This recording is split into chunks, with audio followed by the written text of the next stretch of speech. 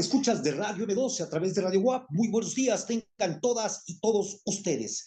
Soy Antonio Sánchez Bachinas, coordinador del programa Radio M12, este programa que se transmite a través de la estación de nuestra máxima casa, Estudios, la Universidad Autónoma de Puebla, donde la libertad de expresión la hacemos todas y la hacemos todos, compañeros. El día de hoy vamos a platicar con la doctora Nofret Hernández. Ella es postdoctorante de la División de Historia del CIDE. Estudió en el Colegio de México y también estudió en el Colegio de Periodismo Carlos Septién. Ella también pertenece a la red Académicos con Palestina contra el Genocidio.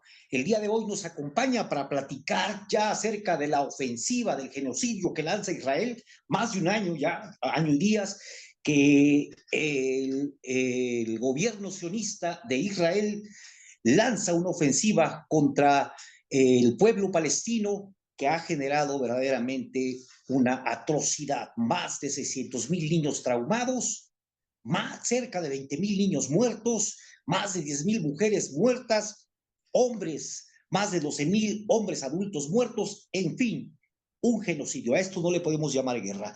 Y ella es la doctora que está enterada y sabe de toda la problemática que ocurre en la Franja de Gaza. Y con ella vamos a platicar el día de hoy. Y para conducir el programa también me acompaña nuestro compañero Tonatiuh Saravia y Marco Álvarez. A todos, buenos días, doctora, buenos días, Marco, Tonatiuh, muy buenos días. Estamos, doctora, iniciando nuestro programa y bueno, pues dejo la palabra para que haga la primera pregunta a nuestro compañero Tonatiuh Saravia. Tonatiuh, adelante. Muy buenos días, Antonio, buenos días, doctora, buenos días, Marco. Buenos días a todo el auditorio. Bueno, a ver, el tema de este genocidio no puedo decir que es paradigmático, sino que es un crimen de lesa humanidad. Bueno, son muchos crímenes de lesa humanidad. Más bien me gustaría a mí preguntarle la relación ya geopolítica entre este genocidio que está financiando y respaldando Estados Unidos hacia el pueblo palestino a través del Estado sionista de Israel y la pretensión que tienen de fundar el Gran Israel en la cuestión geopolítica con la guerra que también está financiando y respaldando Estados Unidos en Ucrania. A veces pareciera que están metiéndole ya más gas al tema de Palestina como para mirar un poco la derrota que van a tener en Ucrania. Entonces, vaya, a mí me gustaría preguntarte tu punto de vista sobre esta hipótesis que unos días se nota más, otros días como que se retrocede, pero sigue estando en la palestra mundial esta hipótesis. Bueno, vaya pregunta, porque, o sea, no, lo mío, no, mi fuerte no es la geopolítica, pero sí tengo una opinión, por supuesto. Para empezar, he de decirlo, yo creo que Putin, tenemos que dejar de pensar que es de izquierda, es un homofóbico, eso no puede ser, es otro tipo de imperialismo. Y bueno, una vez dicho esto, sí es cierto que también la OTAN provocó a Putin, ¿no? Dándole todo el apoyo incondicional a Ucrania y que ahora llevan ya 22, 23, 24, van para 3 años de conflicto, en efecto, y Putin tampoco ha podido avanzar más allá del Donbass, ¿no? Entonces, y bueno, Crimea que ya la había conquistado en 2014. Entonces, ahora también quiero dejar aquí claro, aunque no es mi especialidad, Rusia y Ucrania, sí es interesante ver cuando invadieron Ucrania, Rusia invadió Crimea en 2014, yo todavía estaba terminando el doctorado en Francia.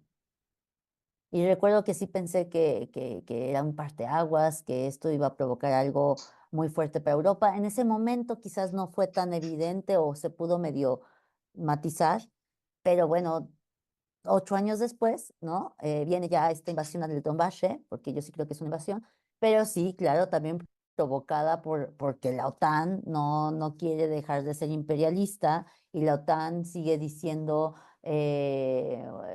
pues te voy a poner aquí un obstáculo. O sea, se habían comprometido a que no entraría Ucrania a la OTAN y estaban apoyando como toda esta idea de los ucranianos que querían irse a la OTAN, pero también estar con Europa y todo esto. Y por supuesto, pues eso lo vio como una amenaza a Rusia. Y pues bueno, tenemos aquí las consecuencias, pero lo que quiero decir con esto, bueno, la Crimea fue parte del Imperio Otomano, entonces en otro tiempo Crimea se peleaba entre Rusia y el Imperio Otomano. Em, y, y sí, comenzó a ser como el parteaguas justo de, sí, empieza a verse ya la hipocresía quizás del sistema internacional con este conflicto, pero no tan claro como con Palestina. Y ahí lo voy a unir con Palestina, ¿no? Quizás con Palestina estos discursos dogmáticos y estos discursos hipócritas del sistema internacional, el derecho internacional, y la crisis y lo pongo entre comillas, la crisis de la democracia, porque finalmente no es que no crea en la democracia, pero sí creo que todas las democracias, todas, desde las del norte global, primer mundo, occidente, como queríamos llamar, como las del tercer mundo, el sur global, las nuestras, pues, están en crisis, ¿no? Y habría que preguntarnos por qué están en crisis y si queremos un sistema democrático, ¿qué es lo que tenemos que cambiar? Pero, y parte de lo que hay que cambiar, creo que sí es esta hipocresía dentro del derecho y el sistema internacional que empezaba a verse un poco con esta invasión a Ucrania de parte de Rusia y la respuesta del occidente de todo el apoyo a Ucrania, cuando ellos también cometían crímenes de guerra, por supuesto, los ucranianos. A eso es a lo que me refiero con quitarnos los discursos dogmáticos, ¿no? Porque finalmente, además, en cualquier guerra va a haber salvajadas de cualquier lado. Esto lo acabo de decir en una clase, no me acuerdo en cuál, pero hace poco con mis alumnos decía esto, creo que por las cruzadas, de hecho, estábamos viendo las cruzadas desde el punto de vista de los árabes. Y pues sí, o sea, la primera cruzada fue una salvajada de los cristianos, de hecho. Fueron más fanáticos los cristianos que los musulmanes. Los musulmanes no podían entender ese fanatismo. Sin embargo, eso no quita que también después los musulmanes hayan hecho salvajadas para defenderse, ¿no? De estos fanáticos. O sea, y ni una cosa está bien ni la otra. Y no lo hicieron inmediatamente. En la segunda cruzada no fue inmediato, ¿no? Incluso pasó tiempo, pues, para que... Pero bueno, en una guerra, lo que quiero decir, siempre hay salvajadas de los dos lados, ¿no? Siempre hay crímenes de guerra de los dos lados. Y entonces la cuestión en Gaza es que está quedando como mucho más expuesto esta hipocresía, porque finalmente es muy claro que esto no se hubiera sostenido durante un año si no fuera por el apoyo, como bien lo dijo ya Tonatiuh, de Estados Unidos, pero también de Europa, ¿no? Y no nada más el apoyo primero discursivo, sino también el apoyo, o sea, de darles armas, darles dinero, ¿no?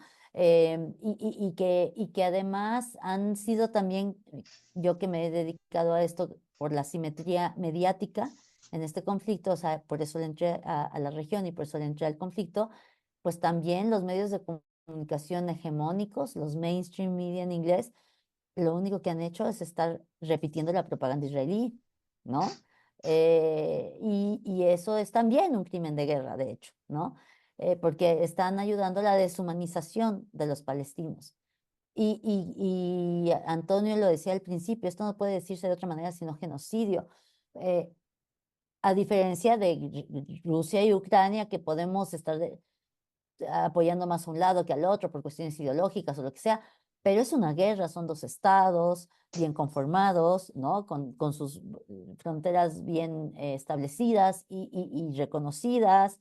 Em, Rusia, como sea, tiene cierto poder y tiene aliados, y Ucrania, bueno, es quizás el chiquito, entre comillas, también del asunto, pero tiene un fuerte aliado que es la OTAN, ¿no? Entonces, es muy diferente la situación en Ucrania y Rusia, porque sí podemos hablar ahí de una guerra, y que también me pareció espantoso esto de que Zelensky aparecía en Vogue, ¿no? Creo que al año, no me acuerdo cuándo, pero en esta portada de Vogue, haciendo la guerra con su mujer al lado, ¿no? Haciendo la guerra fashion, ¿no? Ahí atrás de ellos estaban los tanques. cuando finalmente, ¿cuáles son las imágenes que nos están llegando de Gaza? Son de verdad, bueno, sí, de un genocidio, pero eso es lo que es de verdad una guerra, ¿no? Y entonces creo que eso es lo más, desafortunadamente no es el único genocidio en curso. Ahorita hay dos en África de los cuales no se habla, ¿no? Este siempre ha sido un conflicto sobremediatizado, no por eso comprendido necesariamente, pero también está otro en Myanmar. Estoy pensando en los genocidios en curso, ¿no? Myanmar, dos en África, por lo menos otros tres, vamos a decir, ¿no? Em, Sin embargo, este es el más documentado y el que más claramente expone, más que la guerra entre Rusia y Ucrania, ¿no? El que más claramente expone esta falta de moralidad y de ética de nuestro sistema internacional por esa hipocresía, ¿no? Entonces, porque lo voy a resumir en esto, ¿no? De pronto, pues viendo noticias, desde hace un año no dejo de ver, bueno, ya por salud mental veo menos, ¿no? Pero encontré una entrevista que hicieron en CNN Internacional a una chica, ahorita no recuerdo el nombre, pero les puedo buscar la liga, que era una chica pues totalmente blanca, güera, de ojos hasta claros, pero decía, bueno, es que yo soy de madre ucraniana y de padre palestino, refugiado en Líbano, ¿no? Y cuando yo viví, o sea, mi mamá decidió que nos fuéramos a vivir a Ucrania porque era más seguro que vivir en Líbano, y resulta que estalla la guerra y entonces me convierto en refugiada otra vez, porque ella viene de ser hija de un refugiado, ¿no? Palestino en Líbano. Y pues todo el mundo nos apoyaba porque pues, además es güera, ¿no? Eso es lo que quiere decir, también su fenotipo ayudaba, claro. Pero además era como ucraniana que se presentaba, pues sí, vamos a ayudarles, ¿no? Y vamos a dejar que entren, cosa que no sucedió con los sirios, por ejemplo, en 2015, ¿no? Y que vengan y los apoyamos. Pero cuando digo que, y ahora que pasa este genocidio en Gaza y digo que soy palestina, entonces me ven como terrorista, ¿no? Creo que, o sea, cuando vi esta entrevista dije, no puede ser que exista una mujer que explique en su propia existencia y en su propio cuerpo esa doble moral de nuestro sistema. Ahí está encarnado, ¿no? O sea, está bien ser güerita y ucraniana, pero güerita árabe, palestina, híjole, eso no está bien, ¿no? Y tu papá es musulmán, además, ¿no? Entonces, finalmente, este genocidio está desvelando que ya no es posible mantener este sistema internacional así, que ya no es posible seguir pensando que nuestras democracias funcionan, porque realmente está creciendo otra vez el discurso dogmático en todos lados, especialmente y en la derecha, que pues es un discurso además racista, y en Palestina eh, además en Palestina, lo explicaba hace un momento en clase también, em, no es excepcional. Lo que sucede en Palestina es el mejor ejemplo de un sistema colonialista de asentamiento del siglo XIX en pleno siglo XXI, ¿no? ¿Y por qué digo esto? Porque el sionismo, que es la ideología de los líderes israelíes desde que se creó el Estado de Israel, desde antes de que se creara el Estado de Israel, porque fueron judíos de Europa que migraron con esta ideología, que es el nacionalismo, una ideología nacionalista, secular, por cierto, aunque utilizan el judaísmo como pretexto, pero son seculares, ¿no? Que surgió en Europa en el siglo XIX en el marco de los nacionalismos europeos y además en el marco del creciente antisemitismo en Europa, ¿no? Que por supuesto hay antisemitismo en todo el mundo, pero en Europa siempre ha sido mucho más violento. Y ellos entonces dijeron de pronto, pues es que si no creamos nuestro Estado, Palestina era el lugar más lógico, porque se pensó en Uganda y se pensó en Argentina, pero pues Palestina era el lugar más lógico justo por esta cuestión de que ahí surgió el judaísmo, ¿no? Y entonces de ahí justifican todas estas ideas de que es la tierra prometida para los judíos y que entonces tienen que volver y que entonces es el único lugar seguro para los judíos. Por favor, Netanyahu está haciendo el país y esta región y este mundo más inseguro para todos, porque está sentando precedentes muy peligrosos. porque no nada más lleva 56 años violando el derecho internacional desde que en 1967 Israel invadió Jerusalén Este, Cisjordania y Gaza, y desde entonces no los han liberado, digamos. Sí, vinieron los acuerdos de Oslo, etcétera, pero bueno, no ha dejado de haber colonos en estas tierras. En Gaza sí, en 2005, sin embargo, seguían ellos, de hecho ya lo dijo la Corte Penal Internacional, hay una ocupación en Gaza. ¿Quiénes son los ocupantes? Los israelíes. ¿Qué es lo que hace Hamas? Administra lo que puede, como lo hace la autoridad palestina en Cisjordania. Pero quienes controlan quién entra, quién sale, cómo sale, si entra, si no entra, es Israel. Todo lo controla Israel. Eso es lo que es una apartheid, ¿no? Y entonces, finalmente lleva 56 años violando el derecho internacional todos los días. Y en este momento lleva un año violando incluso las reglas de la guerra. Ha ocupado fósforo blanco en Israel, lo está ocupando en Líbano. Sí, ha matado a más niños. Dijiste la cifra de niños, pero no mencionó Antonio la cifra total de muertos. Bueno, la cifra todavía contestada, porque es la cifra oficial de Hamas, del Ministerio de Salud de Hamas en Gaza, es de 42,000 muertos. Bueno, si esa cifra no les parece, porque sí he escuchado a algunos comunicadores a decir, es que lo dice Hamas, recuerden que lo dice Hamas, entonces no le podemos confiar a Hamas. Sí, bueno, hay una ala muy radical en Hamas, pero no, son los que están viviéndolo, ¿no? Em, y que quizás también cometieron crímenes de guerra en Hamas, que los juzguen, pero lo que está pasando es que se están haciendo justicia por su propia mano también los israelíes. Haniyeh, que estaba siendo investigado por la Corte Penal Internacional, igual que Netanyahu, por crímenes de guerra, y que además era el moderado y el que estaba negociando el cese al fuego y el intercambio de prisioneros, lo asesinaron hace mes y medio, ¿no? Bueno, en verano, en Irán, además, en Irán. Y no mataron a tanta gente para ello, pero ahora resulta que en Líbano, como en Gaza, tienen que destruir barrios enteros porque todo es Hezbollah o todo es Hamas. Por favor, ¿no? O sea, si son capaces de matar a un solo líder de Hamas o a un solo líder de Hezbollah sin causar tantos estragos, que no me vengan con que ahora no pueden dejar de bombardear Beirut de esa manera, ¿no? Bueno, en fin, entonces, esta Corte Penal Internacional dijo ya que es un lugar ocupado por Israel. Haniyeh fue asesinado, perdón, perdí el hilo ahí, pero el punto es que, si no les parece la cifra de Hamas, les tengo una de Lancet, ¿no? Que es una revista británica reconocida y aceptada por todo el mundo occidental, ¿no? Y esa revista dice que son como 186,000, ¿no? Porque hay que tomar en cuenta los que no se han identificado, los que están bajo de los escombros, Así los que es. van a morir por hambre, los que van a morir por falta de medicamentos, para una diarrea o para la Sí, polio, ¿no? las enfermedades que van a desatarse a partir de la migración que no está controlada, los asentamientos irregulares y todo lo que puede emerger a partir de una situación de esa naturaleza. Estamos platicando con la doctora Nofret Bernice Hernández Vilchis, a quien le agradecemos su presencia en Radio M12. Vamos a ir a un corte, compañeros, doctora, y volvemos.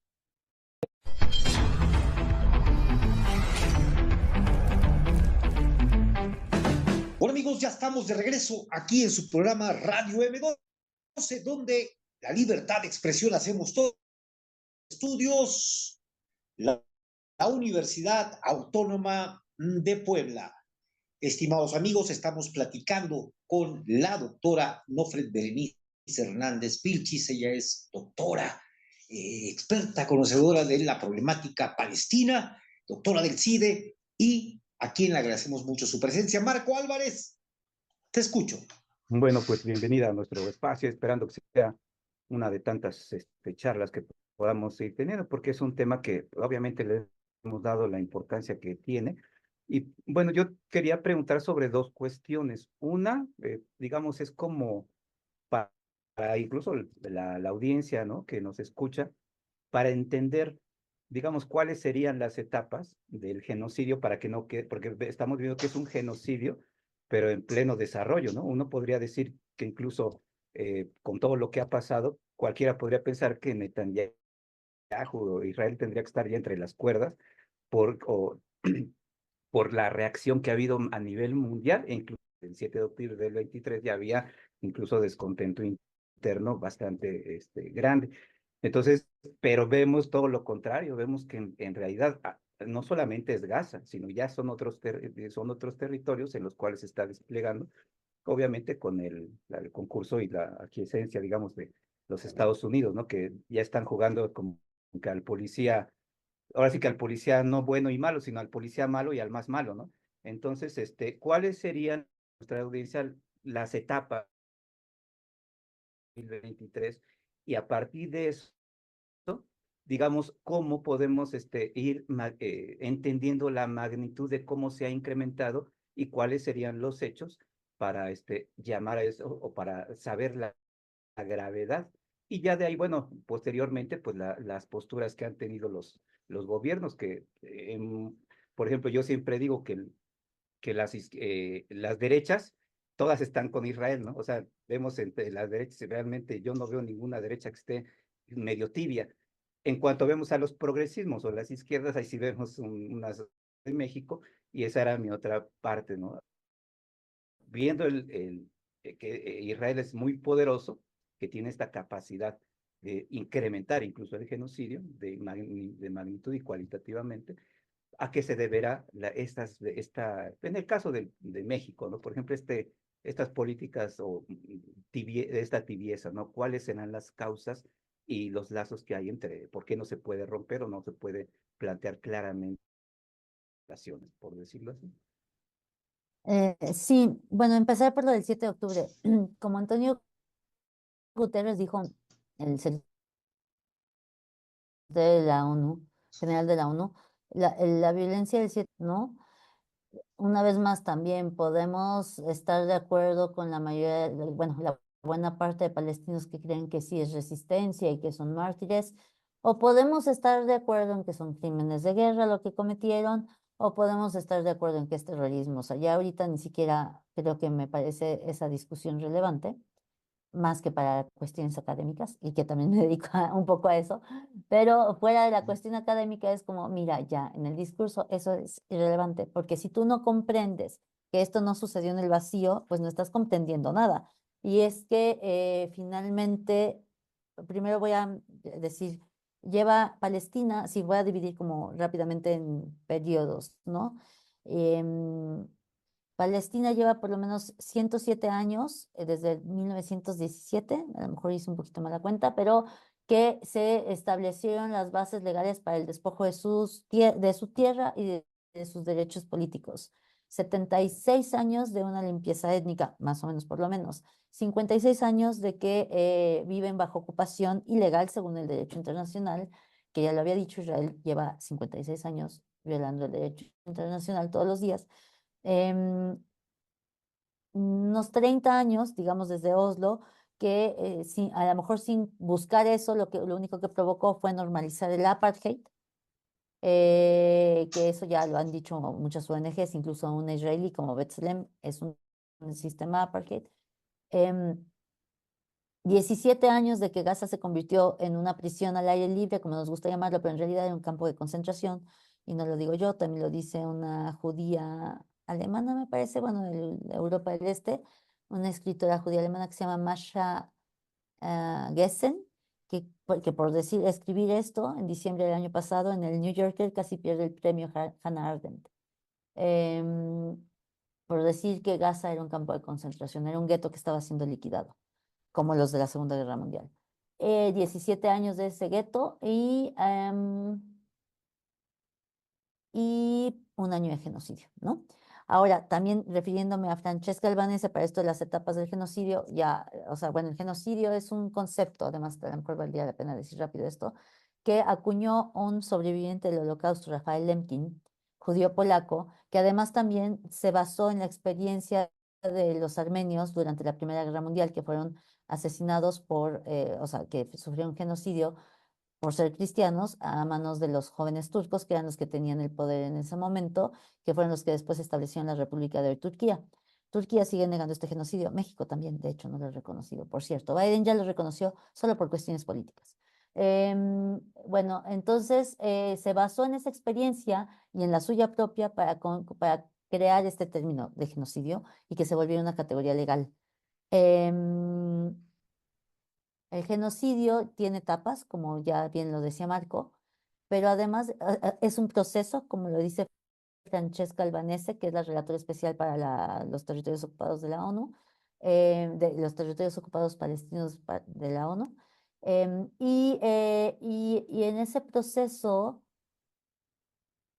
hay dos cosas importantes. Bueno, uno, ¿cómo saber que un genocidio es un genocidio? Sí, es importante las etapas. El desplazamiento, la limpieza étnica es una etapa, por ejemplo, y llevan 76 años de limpieza étnica los palestinos. La deshumanización es otro de los requisitos, digamos, o de las etapas. Llevan también décadas siendo deshumanizados los palestinos por la mayoría de los israelíes, no por todos, pero por la mayoría del establishment, los políticos, los medios de comunicación, pero además también por los medios de comunicación hegemónicos. Y ahí en eso ellos son cómplices de genocidio también. Y los políticos europeos y estadounidenses también lo son, porque también han repetido o justificado esta retórica de deshumanización de los palestinos. Hay que deshumanizar a ese otro, verlo como una cucaracha o como un animal, como dijo Gallant, para poder justificar su exterminio. Y también es importante esta cuestión de pensar que no nada más es la cantidad de muertes, porque sí es cierto que en Gaza en particular hay una cantidad pues muy grande de muertes en poco tiempo y de manera brutal además, pero no es solamente la cantidad de muertes, sino también es esa intención de destruir cualquier rastro de la cultura de ese otro, ¿no? Y en Gaza se han destruido iglesias, porque hay palestinos cristianos, aunque sean una minoría, mezquitas, universidades, archivos, bibliotecas, museos, escuelas, hospitales. No queda nada de Gaza, ¿no? Esa es la intención. Y además, ya yéndome a cuestiones legales, lo del juicio, ¿no? Que lleva Sudáfrica desde enero que comenzó este juicio en contra de Israel por genocidio, pues una de las cuestiones que es más difícil de probar a nivel jurídico es la intención. ¿Qué más prueba queremos que todos los videos de TikTok de los soldados israelíes diciendo que está bien padre bombardear Gaza y saquear sus casas? ¿No? Ahí está la prueba de esa intención genocida. Y, y, y, mm, y lo que decía sobre por qué no podemos romper relaciones, yo creo que es por tibieza política, sinceramente. O sea, yo ya no pido ni siquiera que rompan relaciones, pido que manden llamar al embajador. Es por falta de visión, es por falta de... Si realmente Obrador dice ser, hubiera comprendido el momento histórico en el que estamos, como Lázaro Cárdenas comprendió en la Segunda Guerra Mundial, y dijo en frente de todo el mundo, aunque nadie le hizo caso en la Sociedad de Naciones, que había que parar el franquismo porque sus amiguitos eran Hitler y Mussolini. Creo que no han tenido esa visión en este gobierno, ni en muchos, ni creo que lo vayan, o sea, los políticos en México están perdidos en esto, creo. O sea, no nada más es cuestión de Obrador, ¿no? Digo Obrador porque, bueno, fue el que le tocó, ¿no? Que esto iniciara, y Morena, pero realmente creo que los políticos en México están muy perdidos en esto, o están muy atados por los intereses sionistas también en México, económicos, ¿no? Y que finalmente sí han hecho cosas buenas, también he de decirlo. O sea, por ejemplo, han apoyado la demanda en contra de Israel impuesta por Sudáfrica en La Haya. Han también interpuesto junto con Chile otra demanda en la Corte Penal Internacional, que hay que decir que en La Haya es contra estados, contra individuos. em, y ahí es donde se puede juzgar a individuos de Hamas por crímenes de guerra, por ejemplo, porque ellos todavía no constituyen un Estado completamente como tal, ¿no? Han reconocido al Estado de Palestina, no de jure, pero sí de facto, porque ya ahorita la representación diplomática de Palestina en México es una embajada, ¿no? Todavía no se abre como tal la embajada, o sea, sigue habiendo una representación en Ramallah, pero no se abre como tal la embajada, no se sube de categoría todavía, pero bueno, ahí vamos. También en la ONU, lo que yo he seguido de la ONU hasta este cambio de gobierno, pues había cosas buenas, pero creo que no ha sido suficiente y ahí ya voy a algo más allá de México. Yo no sé a qué le tienen miedo los líderes del mundo. Bueno, sí, algunos como Biden, por supuesto que pues tienen intereses también, ¿no? Pero a comprender la complejidad del ser humano, que pues no hay víctimas perfectas. Y es muy doloroso, para mí lo fue cuando empecé a estudiar esto, el comprender cómo una víctima se convierte en victimario. Pero eso no significa que todos los judíos sean victimarios tampoco. Por más que Netanyahu insista en decir que judaísmo y sionismo es lo mismo, no lo es.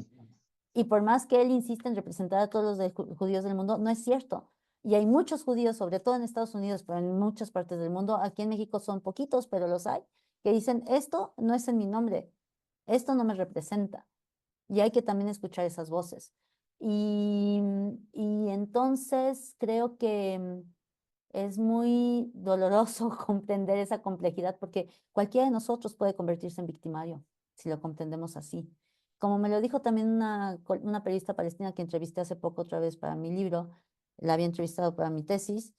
Ella tiene amigos, me dijo, es que mis amigos israelíes, por supuesto que amigos israelíes antisionistas que critican este gobierno, ¿no? Están horrorizados con lo que está pasando, porque a lo mejor ellos no los van a matar, pero los están golpeando en las manifestaciones, los están corriendo de sus trabajos, están perdiendo amigos o familiares en la disputa, ¿no? O sea, en las discusiones, los que se atreven a hablar, pues, ¿no? Y están horrorizados por la monstruosidad en lo que se está convirtiendo Israel. Y es que para convertirte en ese opresor, tienes que convertirte en un monstruo. ¿Y qué creen? Todos tenemos esa potencialidad, porque es humano. Eso es lo que es más espeluznante de esto, ¿no? Entonces, tenemos que trabajar en hacernos más humanos todo el tiempo, creo. Eh, y y en no olvidarnos que todos somos humanos, ¿no? Que todos estamos en el mismo barco.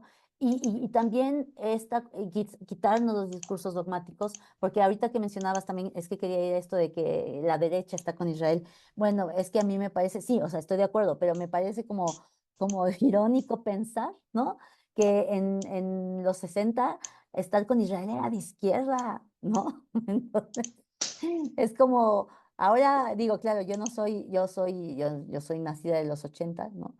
A mí ya me tocó otra etapa, pero yo en esto sí soy como más radical. Lo que pasa es que nos hicieron creer que Israel era la única democracia del Medio Oriente. Nunca lo fue. Siempre hubo semillas de apartheid en esas leyes y en ese estado.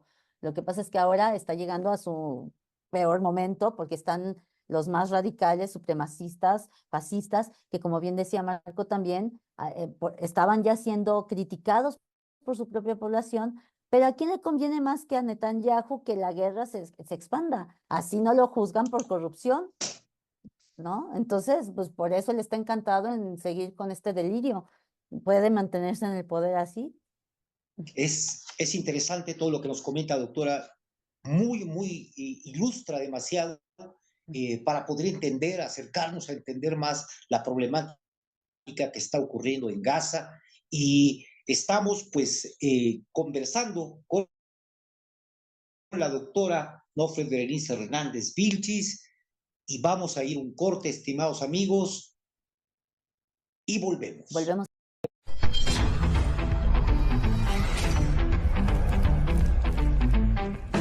Ya estamos de regreso, estimados amigos, aquí en su programa Radio M12, donde la libertad de expresión la hacemos todas y la hacemos todos desde nuestra máxima casa de estudios, la Universidad Autónoma de Puebla, 96.9 del FM, y también nos puede escuchar a través de las redes sociales y nos puede buscar también como Radio M12 en YouTube, donde también tenemos la retransmisión de esta charla con la doctora Nofre Berenice Hernández Vilchis.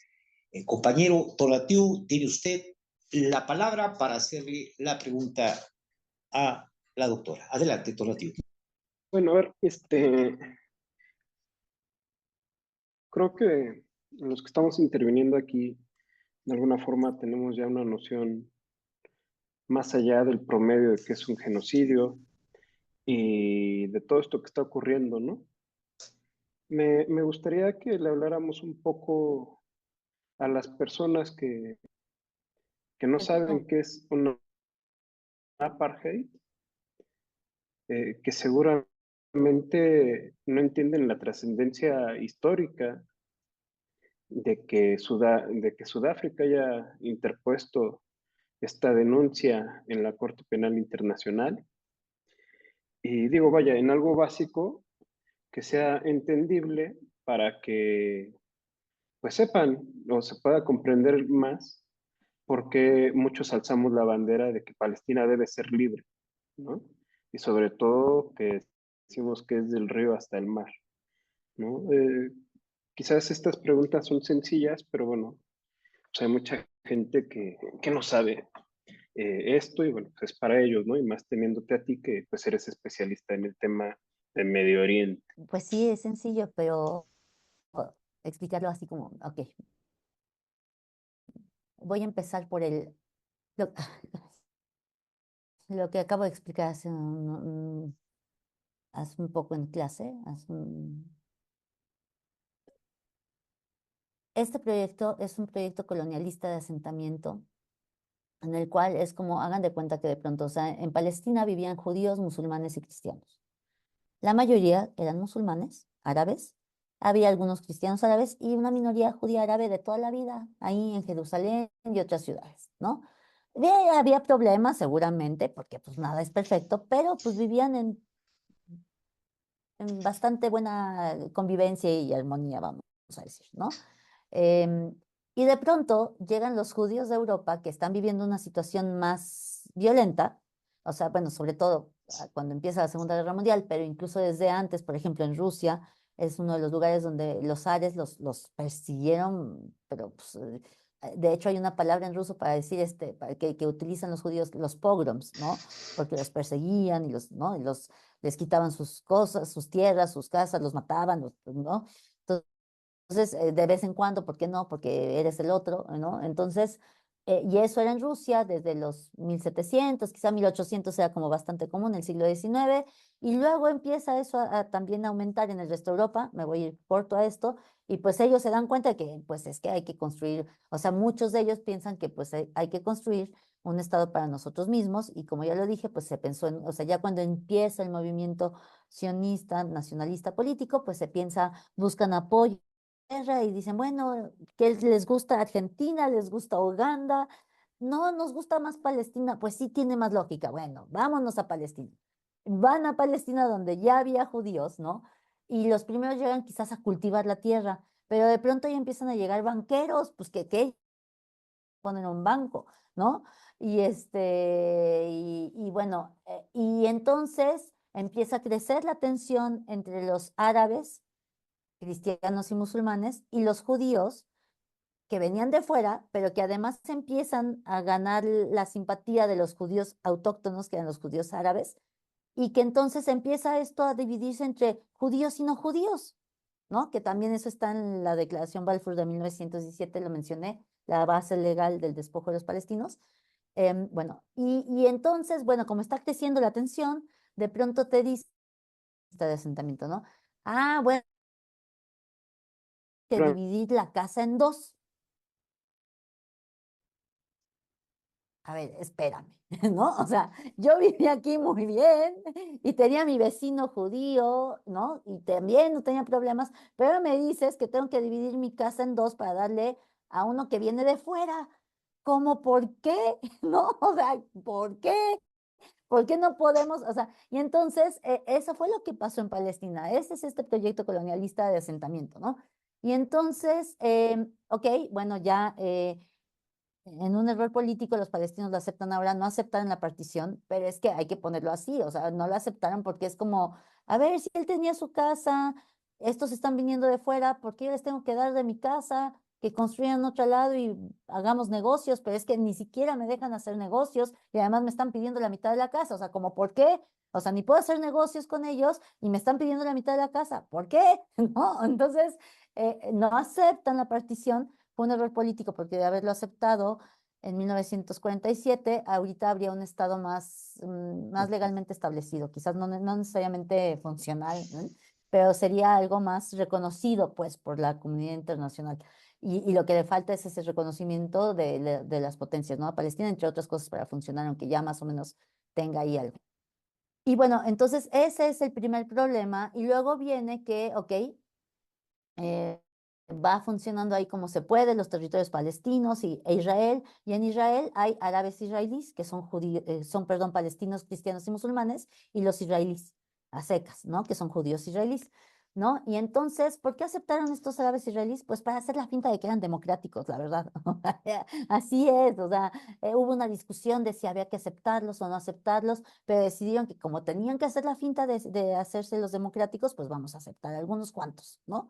Y en los otros que sean refugiados o apátridas, poco me importa, pero bueno, algunos cuantos. Y de esos cuantos, bueno, surgen estas dos leyes, es importante mencionarlo, la ley de 1952, ambas favorecen a los judíos sobre los no judíos. Ahí lo voy a dejar para seguir con esta explicación que me pidió Tonatiuh. Bueno, y entonces, por estas leyes que favorecen a los judíos sobre los no judíos, estás racializando una religión y con base en esa racialización estás empezando a segregar. Ah, pues como tú no eres judío, pues ¿qué crees? Bueno, tienes el pasaporte israelí. Bueno, te voy a dar chance de que si le echas muchas ganas, puedes estudiar en la universidad igual que mis, ¿no? Pero, tú no tienes pasaporte israelí. No, pues híjole, tú ni siquiera puedes atravesar esta carretera, fíjate, porque ni tienes pasaporte israelí, ni tienes, te tengo que dar permiso y no te lo doy. Eso es un apartheid. No, pues porque no eres judío y no se me da la gana, y no tienes pasaporte, un documento de identidad o de permiso que yo haga válido, pues no puedes atravesar esta carretera, tienes que ocupar la terracería de por allá. Ok, bueno, sí tienes el permiso, pero tu coche, tiene placas palestinas. No, esos son los palestinos de Cisjordania, ¿no? Que van a trabajar o lo que sea. No, pues esas placas no las acepto. Tienes que comprar un coche con placas israelíes, a ver cómo le haces, además de tener el permiso, para que yo te deje transitar por estas carreteras, porque si no, no puedes. Tendrás muy permiso, pero entonces bájate del coche y toma el transporte público, porque no puedes pasar con ese coche. Que estás pariendo en el checkpoint, o sea, en el retén, porque de verdad hay muchas historias de mujeres que han parido en el retén, mujeres palestinas, porque no tienen el permiso para ir al hospital, para atravesar, ya no digo a Jerusalén, ¿no? Para atravesar bueno, sí, muchos casos son como de Ramallah a Jerusalén, pero incluso puede ser dentro del mismo Cisjordania, ¿no? O sea, atravesar de Belén hacia Ramallah, ¿no? Y pusieron un checkpoint ese día y no se les da la noche en el retén, ¿no? Eso es un apartheid. Segregar porque no eres judío en este caso, ¿no? O sea, puede ser por otras razones. En el caso de Sudáfrica era porque no eran blancos, ¿no? Igual que en Estados Unidos, por cierto, ¿no? Porque no eran blancos, también había como este tipo de segregaciones. Y ahora, además de todo eso, se suma a que pues ya disparo a lo que se mueva, porque eso es lo que está pasando en Gaza. Y eso es lo que ya es un genocidio. O sea, además de que ya te quité tus tierras, ya te quité tus derechos políticos, te he estado segregando, te he estado discriminando, ahora además, porque puedo además quedar impune con este crimen. Eso es lo más grave de lo que está pasando. Correcto. A partir de estas explicaciones vamos desarrollando que el problema en Palestina, lo que se está viviendo en Palestina, en la Franja de Gaza, tiene como un contexto histórico, incluso desde la Segunda Guerra Mundial, como bien lo plantea la doctora. En esencia, la movilización de estos fenómenos en concretos que nos ha estado planteando están refiriéndose al sostenimiento de una hegemonía imperialista, el traslado de los judíos europeos con este halo de víctimas para poder desarrollar una vida en Medio Oriente, y la posterior llegada de un grupo de palestinos, como usted lo comenta, banqueros, tienen en última instancia la intención de establecerse para poder generar la hegemonía imperial ahí. No es gratis que Inglaterra haya sido quien de alguna manera determinara la legalidad que usted menciona para el asentamiento de esta gente, que llega a romper la armonía, pero va con la idea de generar todo un conflicto en el Medio Oriente para poder apoderarse de alguna manera pues, de los recursos naturales que sostiene este Medio Oriente, como es el petróleo, como es el gas en Palestina, y al final de cuentas, estamos entonces aquí ante una guerra también imperial, una guerra que es un genocidio, de una guerra a partir de el imperio, a partir de una nación que se ha establecido como la cuarta potencia militar en el mundo, doctora. También habría que también determinar que estas cuestiones concretas están respondiendo finalmente a un interés de carácter económico imperial. Sí, totalmente. Un poco de los alumnos que, o sea, tampoco quiero decir que todo es culpa de Europa y vamos a odiar a los europeos, por supuesto que no, o sea, creo que lo que estamos viendo también con este conflicto es cómo mucho de la población civil no está siendo representada realmente por su gobierno, porque no ha dejado de haber en un año manifestaciones a favor de Palestina en Alemania, a pesar de que los están golpeando todo el tiempo, así sean judíos, árabes o alemanes, da igual, los golpean, nada más por estar en la manifestación y llevar una bandera palestina o una cufía. ¿No?